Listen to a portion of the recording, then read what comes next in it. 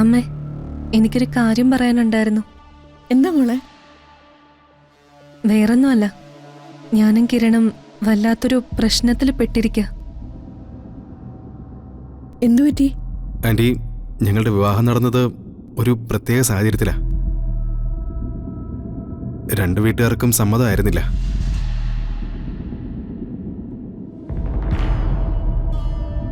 ഞങ്ങളതൊക്കെ മറികടന്ന് register marriage ചെയ്തതാ.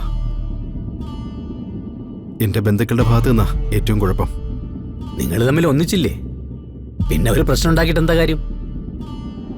അവരൊക്കെ ജാതിയും മതവും പണവും നോക്കുന്നവരല്ലേ തിരുമേനി. അതിന്റെ പേരില് കുറെ പ്രശ്നങ്ങളുണ്ടായി.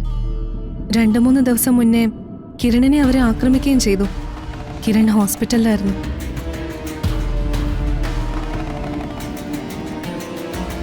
ഈശ്വരാ,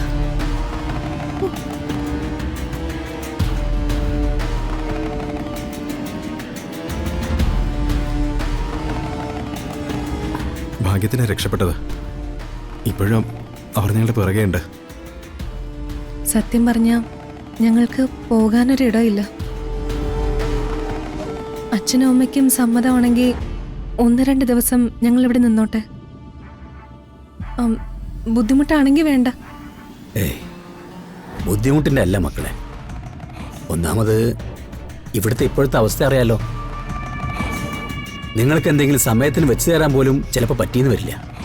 പിന്നെ ഇവിടുത്തെ സൗകര്യങ്ങൾ ഇത്രയേ ഉള്ളൂ. ഇതിന്റെ ഇടയിൽ ഒതുങ്ങിക്കൂടാൻ നിങ്ങൾക്ക് പറ്റുമോ? അതൊന്നും സാരമില്ല തിരുമേനി, ഞങ്ങൾ അഡ്ജസ്റ്റ് ചെയ്തോളാം. എന്നാ പിന്നെ ഞങ്ങൾക്ക് എതിർപ്പൊന്നുമില്ല, അല്ലേ ശോതെ? ദേവേട്ടാ, വരുൺ ഇവിടെ ഉള്ള സ്ഥിതിക്ക് മോനോടും കൂടി ഒന്ന് ചോദിക്കണ്ടേ? അതും ശരിയാ. ആ, ഞാൻ കേട്ടു അമ്മേ. ഇത്തരം ഒരു സിറ്റുവേഷനിൽ ഇവരെ നമ്മൾ സഹായിക്കണ്ടേ? നിങ്ങൾ ധൈര്യമായിട്ട് ഓടി നിൽക്കേ. ഇനി ആരെങ്കിലും നിങ്ങൾ അന്വേഷിച്ച് വരികയാണെങ്കിൽ നമുക്ക് നേരിടാന്നേ. താങ്ക്സ് വരുൺ. ആ, ഞാൻ നിങ്ങളോട് നിൽക്കാൻ പറയുന്നതിൽ മറ്റൊരു ഉദ്ദേശം കൂടി ഉണ്ട്. ദുർഗ ഇവിടെ ഉണ്ടാവുന്നത് രാധികയ്ക്കൊരു ആശ്വാസമാണ്. കുട്ടിക്കാലത്ത് നിങ്ങൾ ഒരുപാട് ഒരുമിച്ച് നടന്നതല്ലേ? ഏതെങ്കിലും വിധത്തിൽ അയാൾക്കൊരു ആശ്വാസം കിട്ടുന്നത് എനിക്ക് തള്ളിക്കളയാൻ പറ്റില്ല. വരുൺ പേടിക്കണ്ട, രാധികയുടെ കാര്യം ഞാൻ നോക്കിക്കോളാം. അല്ല മോനെ, ഈ മുറിവൊക്കെ ശരിക്കും ഉണങ്ങിയോ? ഇല്ലമ്മേ, ഈ ഉപദ്രവിച്ചവര് ആശുപത്രിയിൽ എത്തുമെന്ന് ഉറപ്പായപ്പോ സത്യം പറഞ്ഞ ഡിസ്ചാർജ് പറഞ്ഞ് ഞങ്ങളോട് ഇറങ്ങുമായിരുന്നു. എന്തൊക്കെ ഈ ആളുകൾ കാണിച്ചു കൂട്ടുന്നത്? മനസമാധാനത്തോടെ ആര് ജീവിക്കാൻ ശ്രമിച്ചാലും അവരെ കണ്ടുകൂടാ.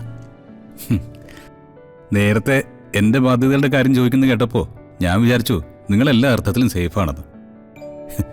ഇപ്പോ ഞങ്ങളെക്കാളും മോശം അവസ്ഥയാണല്ലോ നിങ്ങളുടേത്. എന്ത് ചെയ്യാനാ വരുൺ?